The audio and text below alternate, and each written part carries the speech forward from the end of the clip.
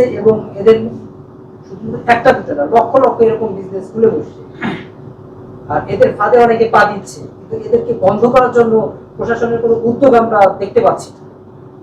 এই ব্যাপারে আপনাদের উদ্যোগটা কবে আসবে, আর এটা আপনারা কি আমলে নেবেন কিনা, এই ধরনের কোনো ধরনের কি হবে? না, দেখুন, এ বিষয়ে আমাদের উদ্যোগও আছে এবং এগুলো আমরা আমলেও নিচ্ছি।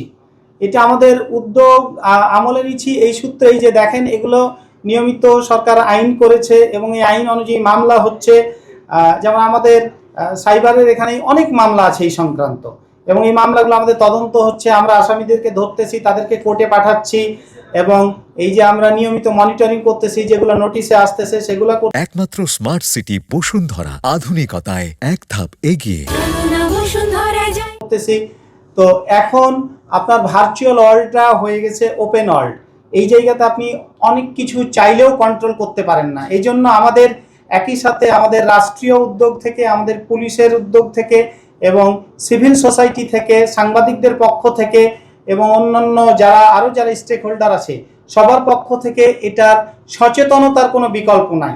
আমাদের একই সাথে আমাদেরকে জনগণকে সচেতন হতে হবে, আমাদের সবাইকে সচেতন করতে হবে, এবং সেই সাথে যেগুলো অপরাধ অ্যাড্রেস হচ্ছে সেগুলোর বিরুদ্ধে আইনগত ব্যবস্থা কিন্তু আমরা কন্টিনিউয়াস নিচ্ছি।